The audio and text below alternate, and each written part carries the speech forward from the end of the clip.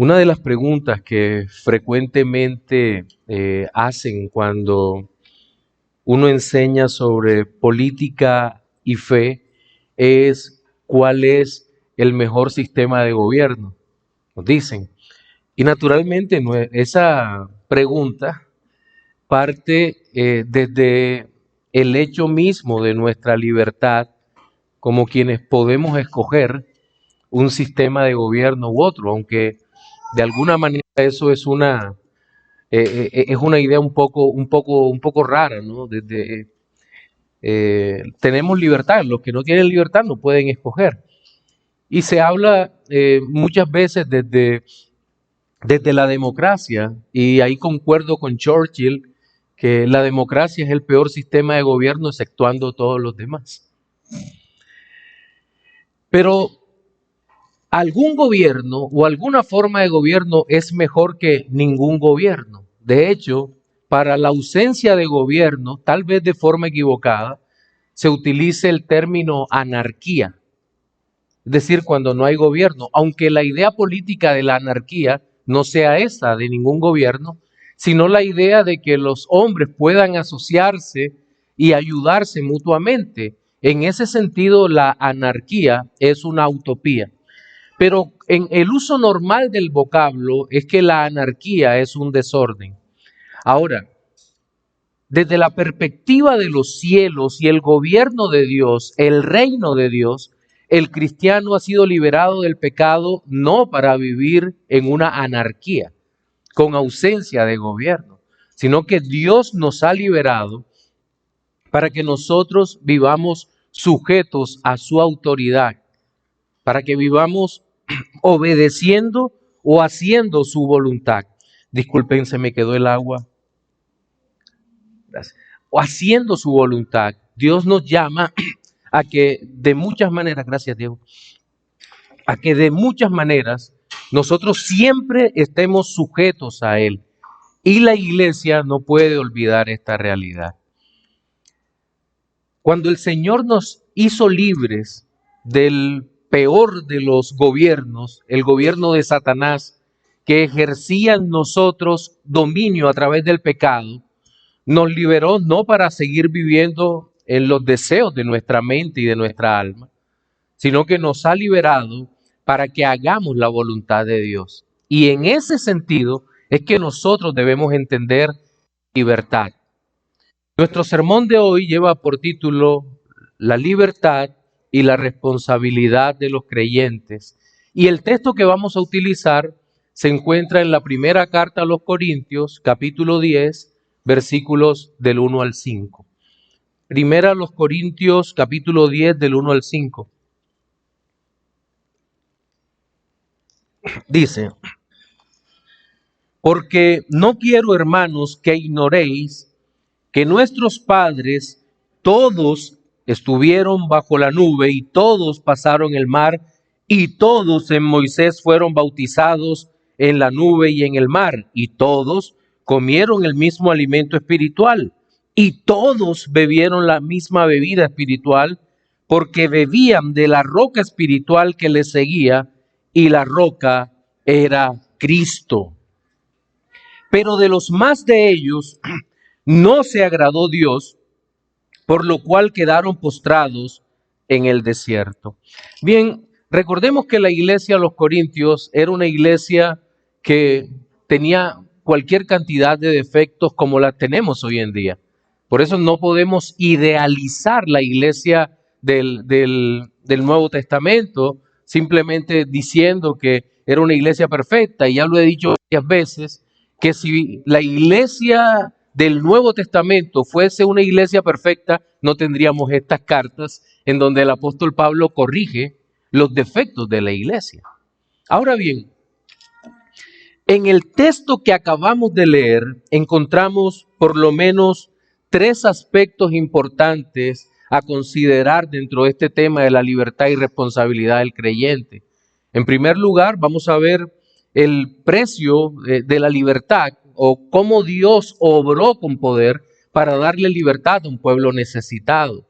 En segundo lugar, vamos a ver las señales que se les da a un pueblo libre para finalizar con las responsabilidades de los creyentes o las responsabilidades de los hombres libres. Esos son los tres aspectos básicos que vamos a ver en nuestro sermón dominical de hoy.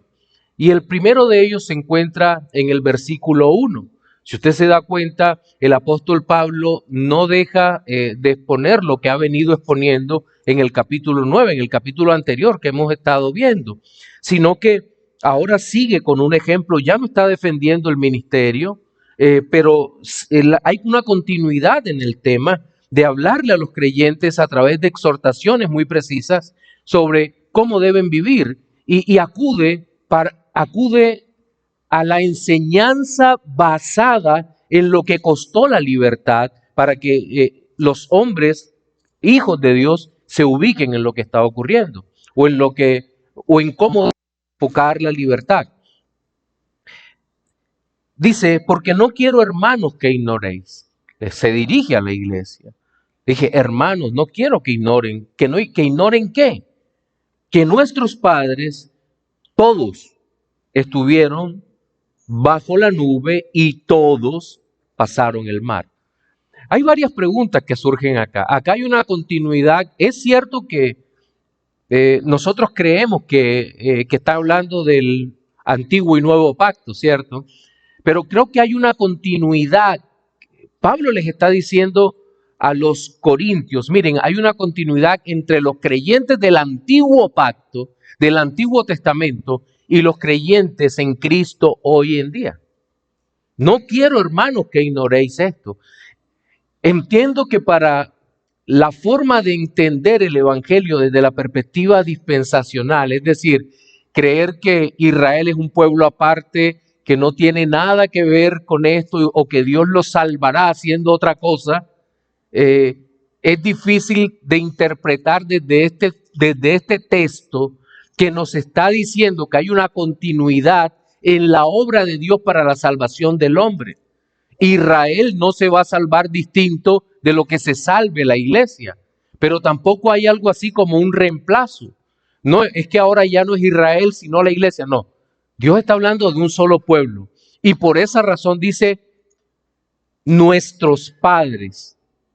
Alguno pensaría, ¿cómo así que nuestros padres? ¿No será que siendo la iglesia de Corintio una iglesia mixta, es decir, compuesta entre creyentes judíos, creyentes gentiles, el apóstol Pablo se estaba dirigiendo únicamente a los creyentes judíos?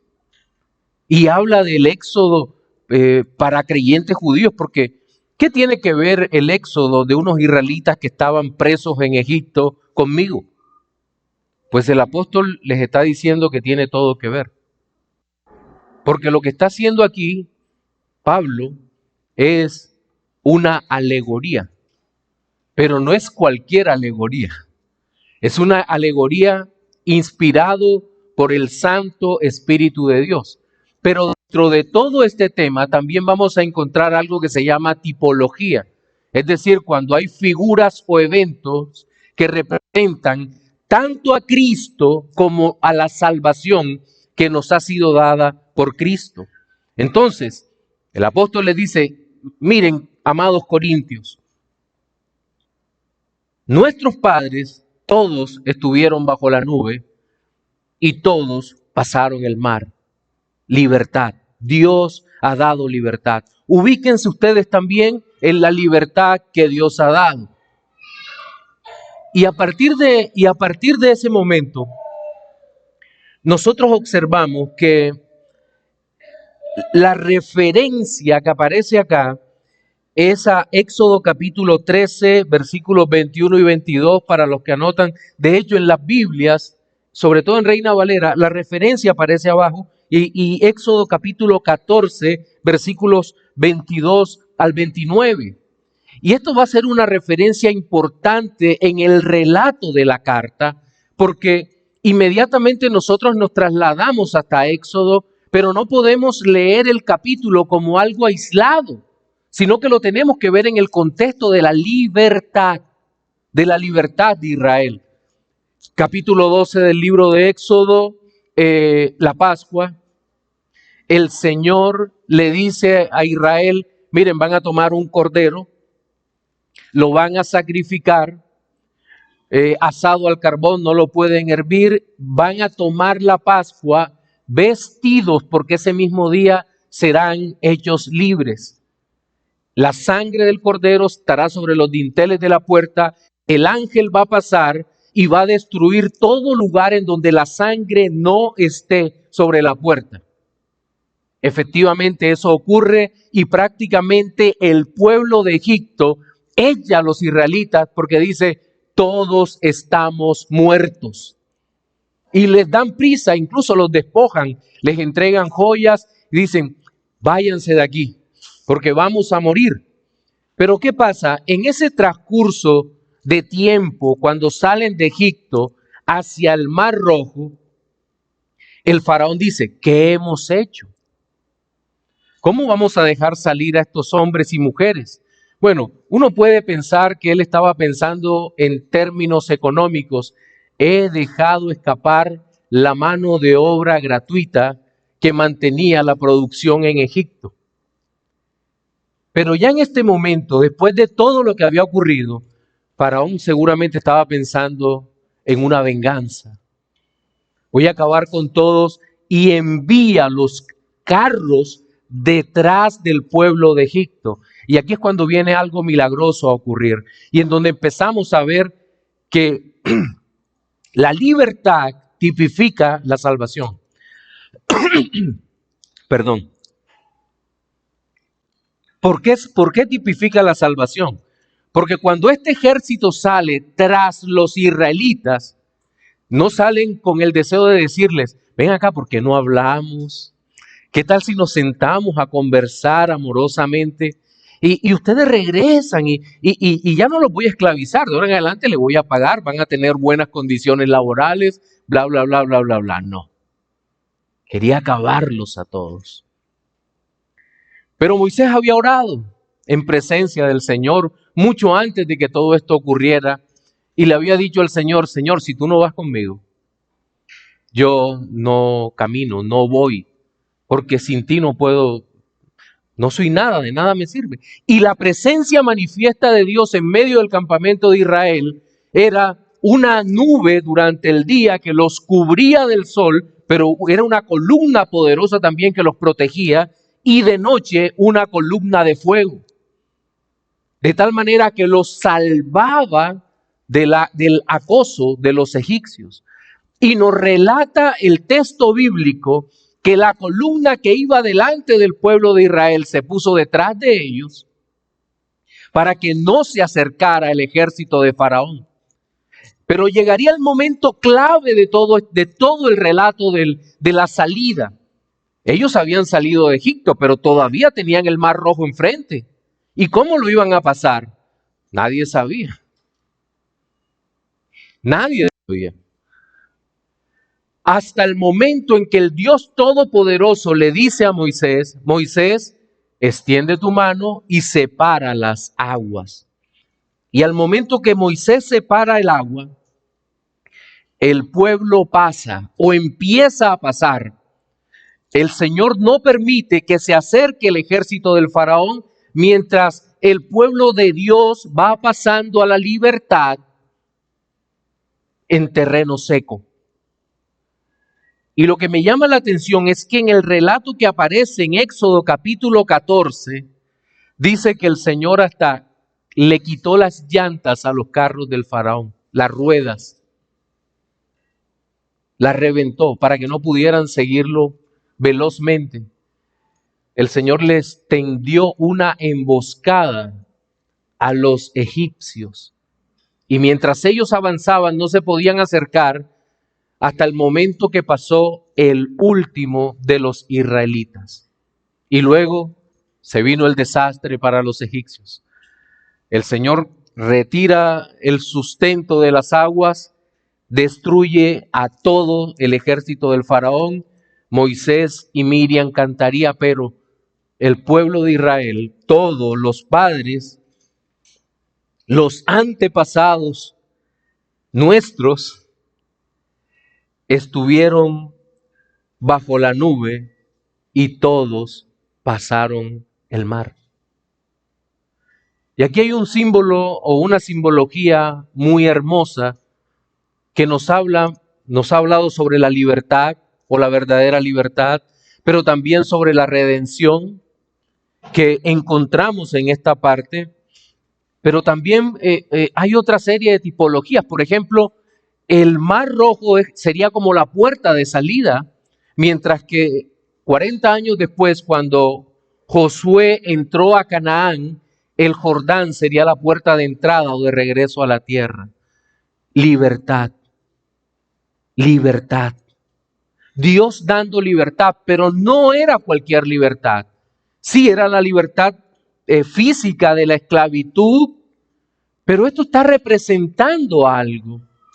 Y no es una interpretación que nosotros podemos hacer solo porque se nos ocurre en una alegoría, sino porque en la palabra de Dios nos está diciendo que este hecho histórico redentor en realidad está representando la salvación que ocurriría 1400 años después por la persona de Cristo para la iglesia.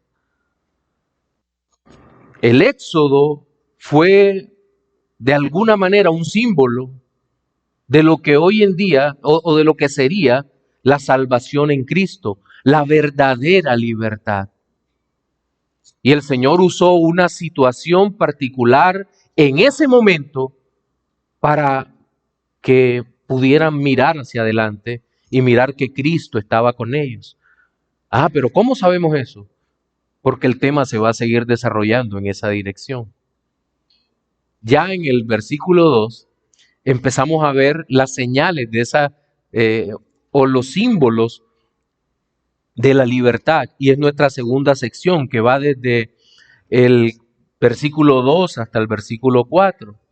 Y nuevamente va a aparecer la palabra todos. Y todos en Moisés fueron bautizados en la nube y en el mar. ¿Cómo así bautizados, pastor? ¿A qué se refiere si el bautismo, todos sabemos, como buenos bautistas reformados que somos, que es una señal del nuevo pacto? Entonces, ¿por qué razón aparece allí la palabra bautizar? Pues bien, el hecho es que ahí no dice que los israelitas fueron bautizados en Cristo, sino que dice que fueron bautizados en Moisés. ¿Cómo así? ¿Qué significa eso que fueron bautizados? ¿Acaso Moisés era su salvador? No en sentido espiritual y definitivo. Pero aquí empieza una lección para todos nosotros de lo que se llama tipología bíblica. Moisés tipológicamente representa a Cristo como garante del pacto, de ese pacto antiguo. Pero lo que me llama la atención es que el bautismo significa identificarse con. De hecho, cuando nosotros somos bautizados, nosotros lo hacemos para dar fe pública de que pertenecemos a Cristo. Ya hemos creído en Cristo como Señor y Salvador. Nuestra fe totalmente descansa en Jesús. Pero cuando decidimos que públicamente nos tomen y nos metan en las aguas que representa la muerte y resurrección, nosotros estamos diciendo que a partir de ese momento y públicamente tenemos un dueño, un amo, un Señor que es Jesucristo. Y eso lo vamos a encontrar en Romanos capítulo 6, desde el versículo 1 hasta el versículo 5. Entonces, ¿qué es lo que está diciendo? Bueno, nuevamente la figura es la nube y el mar. El pueblo de Israel pasa por en medio del mar que Dios abre y la nube está encima. Esto es un símbolo de inmersión total. Y así como el pueblo que sale de Egipto, el pueblo de Israel, es inmerso y se identifica con su líder, con Moisés, y digamos que le rinde fidelidad a Moisés, así el pueblo de Dios le rinde fidelidad absoluta a Cristo el Señor. En Moisés fueron bautizados, ¿cómo? En la nube y en el mar. Ahora que si este versículo sirve para validar la postura paido-bautista, es decir, donde se bautizan niños, para tratar de decir que es una señal que antecede a la conversión, no. ¿Por qué? Porque en una alegoría no todos los elementos pueden ser representados de manera perfecta. Y aquí no se nos está diciendo eso. Dice que todos pasaron, es lo que nos dicen, pero no nos habla de la fe. Y el mismo apóstol Pablo, nuevamente, Romanos capítulo 6, versículo 1 al 5, y en el mismo mandato del Señor, nos dice que antes del bautismo antecede la fe. Solo que en esta parte es un símbolo, y por ser un símbolo no necesariamente debe tener todos los elementos. Pero entonces aquí hay una visión del sacramento o de la ordenanza del bautismo. Pero también hay una alerta para los corintios, porque los corintios seguramente estaban diciendo, un momento, nos estás diciendo que todos pasaron bajo la nube, fueron bautizados en la nube y en el mar, pero no todos llegaron a la tierra prometida. ¿Se dan cuenta las alarmas que se empiezan a disparar acá? Seguidamente viene el otro sacramento que tiene que ver con la cena del Señor. Y dice, y todos comieron del mismo alimento espiritual. ¿A qué alimento espiritual se refiere? Éxodo, a partir del capítulo 16 de Éxodo, ¿de qué alimento espiritual se está hablando aquí en el desierto? El maná. El maná. Alimento espiritual no es porque no se pudiera tocar, sino porque provenía de Dios y Dios es espíritu. Y Dios les había dado el maná a su pueblo. Es que cuando uno empieza a leer entre líneas un poco fino y se enfoca en lo que estaba ocurriendo, es que este pueblo realmente tenía que tener una fe absoluta en el Señor, porque el tiempo que se tardaban desde Egipto hasta la región de lo que después sería Palestina o Canaán, eran días. Ellos duraron 40 años debido al pecado y a la maldad. Pero en ese tiempo, trate usted de pensar cuáles eran las provisiones para estar 40 años en el desierto. ¿Cuántas provisiones se necesitaría? ¿Qué crece en el desierto? Ni siquiera hay agua. La única posibilidad de sobrevivencia para el pueblo que estaba saliendo de Egipto era que aquel Dios todopoderoso, que provee todas las cosas y que sostiene a su pueblo, les diera algún tipo de alimento. ¿Y de dónde iba a salir el alimento? Pues de Dios mismo. Porque de otra manera no podrían sobrevivir. Las pocas ovejas, vacas y ganado que llevaban eran solo para ser sacrificados en los días en que Dios específicamente dijo que fueran sacrificados. Y no todos podían comer. Entonces solo quedaba ser alimentados de una manera sobrenatural. Y todos bebieron la misma bebida espiritual porque bebían de la roca espiritual que los seguía, y la roca era Cristo. 2 veces bebieron por lo menos de la roca espiritual. En Horeb bebieron, golpeó la roca a Moisés, salió agua, Dios lo había ordenado, y luego en Cádiz, donde hubo más problemas, también bebieron de la roca. Agua espiritual, pan y bebida. Fíjense que no dice agua, dice bebida espiritual. Y la roca espiritual que los seguía era Cristo. Aquí se cierra todo lo que tiene que ver con el símbolo o el simbolismo.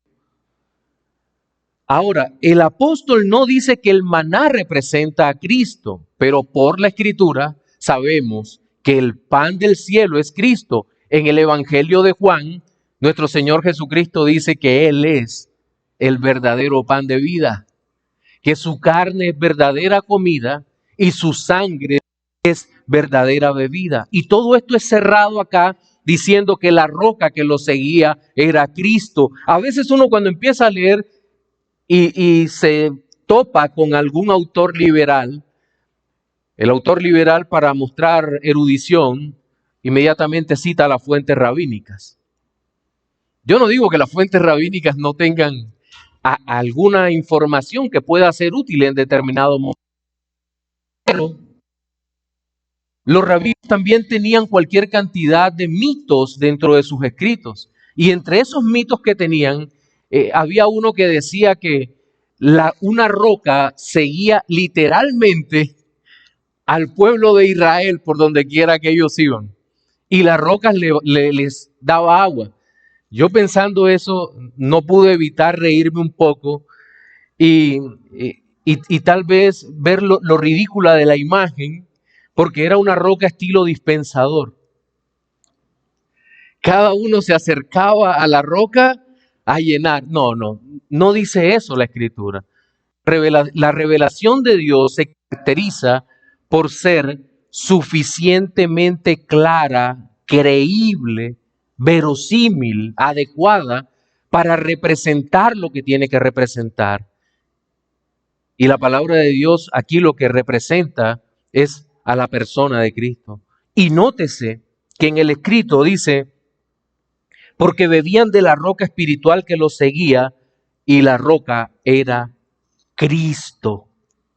Cristo. Aquellos hombres estaban siendo salvados por la obra de Cristo que ocurriría en el futuro. El Dios eterno se estaba dando a conocer a través de figuras, a través de todos esos tipos que representaban la presencia de Cristo en medio de ellos. ¿O acaso la columna de fuego no era la presencia del Señor viviendo en medio del pueblo? Claro que lo era. La presencia del Señor. ¿O acaso el maná no representaba el alimento que es Cristo Jesús? Y el agua representaba a Cristo, la roca. Tanto el agua como la roca representan a Cristo. Cristo, la bebida espiritual. Pero también nos dice que era la roca. Y llama la atención porque en muchos lugares de la Escritura, la palabra de Dios nos dice que Cristo es la roca. El salmista cuando ora dice, Señor, tú eres mi roca, y la roca representa la firmeza, la fortaleza y la inmutabilidad del Dios Todopoderoso. Dios no cambia. Si usted se pone a pensar en términos de atributos de Dios para interpretar este pasaje,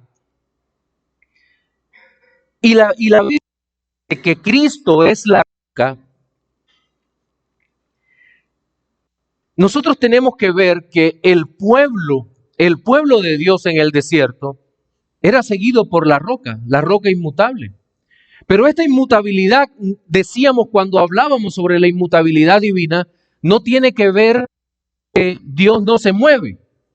No. Tiene que ver es con que Dios no cambia. El Señor no cambia.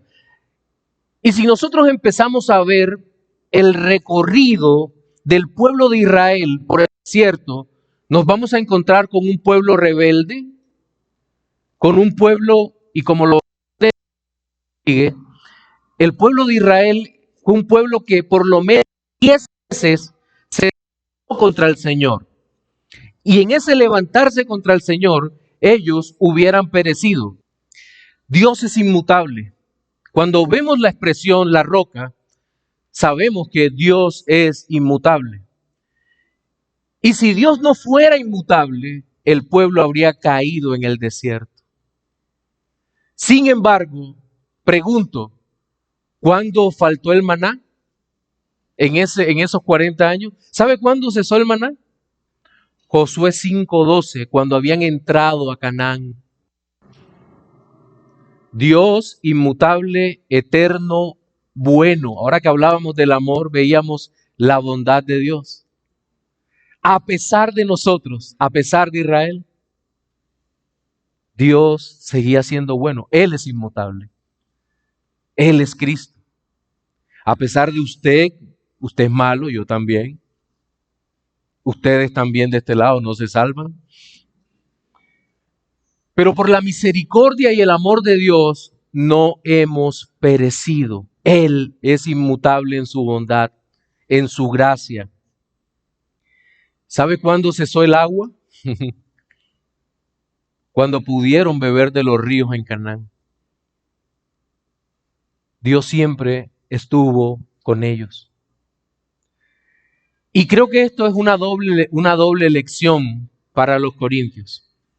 Porque los corintios seguramente podían decir, como alguna vez equivocadamente dijo Lutero, siendo Lutero uno de los reformadores que más admiro, y decía que cuando se veía tentado, se repetía a sí mismo, soy bautizado, soy bautizado. No, el bautismo no nos da seguridad. ¿Cuántas veces han bajado a las aguas personas que creíamos eran creyentes y podían explicar las doctrinas con mayor claridad que hasta uno les tenía que decir, espera un momentico y apunto? Pero luego, ¿qué veíamos? Sus vidas, que no eran las vidas de creyentes. El bautismo sí es un mandato, pero para creyentes, hombres y mujeres que han confiado en Cristo, el bautismo, igual es la Santa Cena. Son sacramentos para la iglesia del Señor. Y seguramente los corintios lo van a tener en la mente, porque en el capítulo que sigue, en el capítulo 11, Pablo va a hablar extensamente sobre la Santa Cena. Pero ¿sabe también para qué nos sirve esta parte o para entender qué? El sentido espiritual que encierra el símbolo tanto del bautizo como de la Santa Cena. Zwinglio, otro de los grandes reformadores, diría que el bautismo era simplemente un recorderis de la obra de Cristo hasta que Él venga. Pero en esta parte, y más adelante vamos a ver también, nos está diciendo que tiene un verdadero sentido espiritual y que también Cristo está presente en el sacramento o en la ordenanza. La roca le seguía y la roca era Cristo. Ahora, no estoy haciendo que se cumpla un tipo con otro tipo. No, porque el texto dice, y la roca espiritual era Cristo, y nuestro Señor Jesucristo en la Santa Cena va a decir, haced esto en memoria de mí. Es decir, Cristo está presente con su pueblo, y creo que es parte de la enseñanza que nosotros podemos recibir hoy. Pero hasta aquí hemos hablado de la libertad del creyente y de las señales del creyente. Pero en el versículo 5 dice, pero a los más de ellos, o podríamos traducirlo a la mayoría de ellos, o de la mayoría de ellos no se agradó Dios, por lo cual quedaron postrados en el desierto. La mayoría de ellos. Y nos remite a Números 14, todo aquel evento de los 12 espías, ¿se acuerdan? Moisés reúne a un grupo de 12 espías, dan los nombres de cada tribu y les dice, ustedes van a explorar el territorio de Canaán y nos van a traer el informe de quienes viven en Canaán, cómo es la tierra. Entran los 12 espías y de hecho uno no ve nada raro en el relato del libro de Números. Ellos cortan un racimo de uvas y los llevan cargados y le dice, este es el fruto de la tierra. Pero de pronto todo empieza a cambiar de una manera, el relato, la narrativa da un giro que uno no espera cuando lee Números. Porque estos hombres dicen, la tierra es buena. Entonces, bueno, es buena. El fruto de la tierra es maravilloso. ¡Qué lindo! Pero los moradores de esa tierra son gigantes. Y nosotros al lado de ellos parecíamos como langostas. ¡Wow! Estos hombres quebraron el corazón del pueblo. Solo Josué y Caleb dieron un informe positivo. Lo recordamos, ¿verdad? Josué dice, bueno, sí pueden ser grandotes y todos, pero el Señor nos los ha entregado. Y creo que es Caleb que dice, y los comeremos como pan. Los destruiremos. ¿Por qué? Porque Dios lo ha dicho. Y luego empiezan las famosas quejas de falsa piedad. ¿Qué ocurrirá con nuestros hijos? Van a morir todos en el desierto y nosotros también con ellos. Falsa piedad. Dicen, no, un momento. Dios dice, no, los que van a morir son todos los mayores de 20, excepto Josué y Caleb. Los expertos en libro de números dicen que había 603,000 tantos, haciendo el conteo del censo, 603,000 hombres, varones, casi 604,000. Si cada uno tenía esposa, eran 1,200,000 y tantos, 207,000 más o menos, 1,207,000, que quedarían tendidos en el desierto a un promedio de 90 muertos día. Claro, había días en que no habían muerto, porque en ese día había una peste que mataba a 14,000. Pero ese es el triste decorado de la falta de responsabilidad de un pueblo que había sido liberado con mano poderosa, con mano firme y que tenía a Cristo en medio de ellos. Vayamos a la iglesia de Corinto. El pueblo de Corinto había sido librado del pecado. Dios los había sacado de un ambiente totalmente hostil, un ambiente de idolatría, un ambiente de una pecaminosidad como casi nunca se ve. Recuerden que incluso se crearon verbos para definir la actitud impía de los corintios. Corintizar era vivir borracho y andar de fiesta en fiesta todo el tiempo destruyendo su propia vida. Eso era corintizar. Y muchos de ellos habían sido eso. Pablo se los dice. Eso habíais sido vosotros en otro momento de su vida, cuando Dios no los había liberado, pero ahora habéis sido liberados, habéis sido salvados.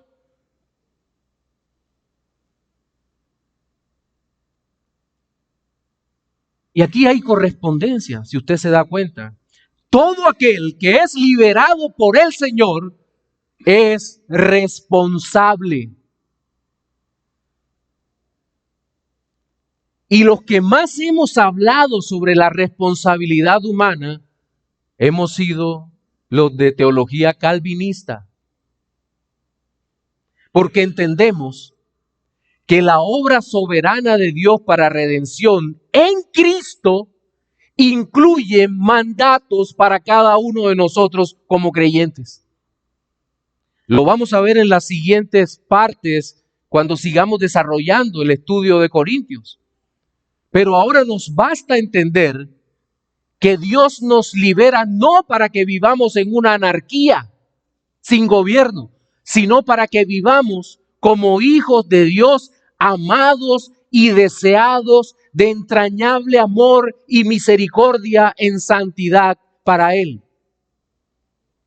Para eso nos ha llamado el Dios Todopoderoso. De 1,207,000 entraron 2 de ese grupo. Y todos los que tenían menos de 20 años al momento de la sentencia. Ahora, no todos tenían esa impiedad. Pero sé que aquí puede surgir una pregunta honesta. Y la pregunta es, ¿acaso eso significa que estos varones y estas mujeres que murieron en el desierto se perdieron eternamente? Esa pregunta puede estar en la mente de creyentes. Pues la respuesta es no. No significa eso. Ya lo habíamos visto en el versículo 27 del capítulo 9 que habíamos expuesto.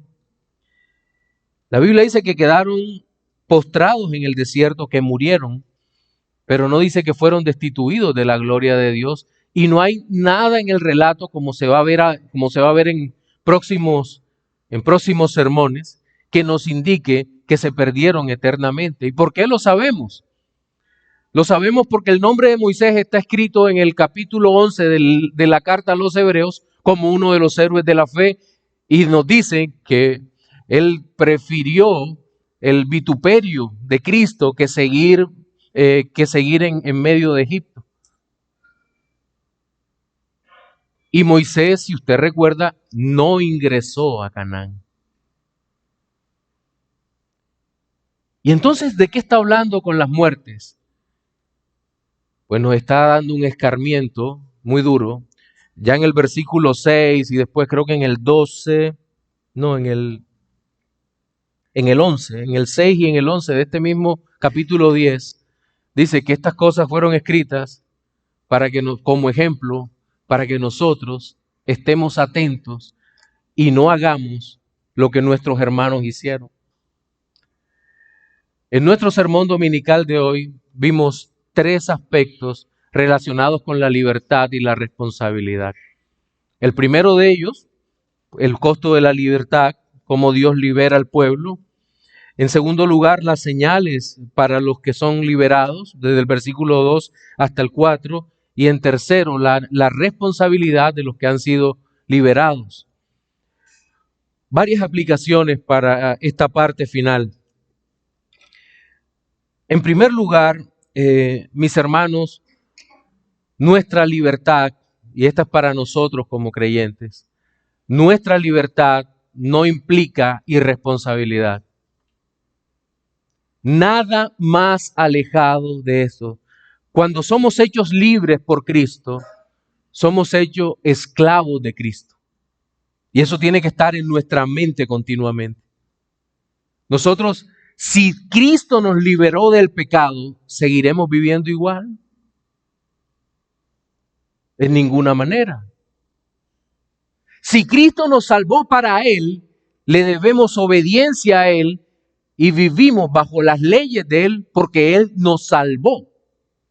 Eso es lo que nosotros necesitamos entender y necesitamos vivir en este tiempo. Responsabilidad como hijos de Dios. Responsabilidad agradecida con la libertad que Dios nos ha dado. ¿O acaso usted no ha visto a una persona que sufre en sus pecados? ¿O tiene un familiar que sufre por el pecado? Y que usted muchas veces quisiera tomarlo por el brazo y decirle, ven, vamos a Cristo, ven para que lo veas, lo contemples, para que entiendas que solo en Él hay redención. ¿Cuánto hemos anhelado muchas veces que algunos que no conocen a Cristo de los nuestros lo conozcan?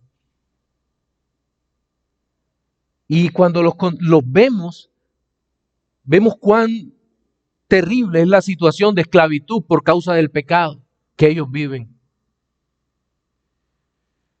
Pero también hay un llamado para los que no son creyentes aún. Al igual que Israel, estando en Egipto, Israel no podía salir por sus propios medios de esa esclavitud. El poder del opresor era demasiado sobre ellos. No había ninguna posibilidad de que pudieran liberarse ni siquiera con un movimiento armado. Era demasiado fuerte. Así es el pecado. Es un amo terrible, cruel, que te encierra de tal manera que no tienes ninguna posibilidad de salir por tu propio medio. Al igual que Israel, necesitas que la salvación venga de afuera. Y solo Cristo puede llegar a tu vida para liberarte. Pecador, ven a Cristo, corre a sus pies, suplícale que te perdone y solo a partir de allí podrás vivir para la gloria de aquel que es todopoderoso, pero también todo bondad y amor y misericordia y gracia. A Él sea la gloria por los siglos de los siglos. Amén.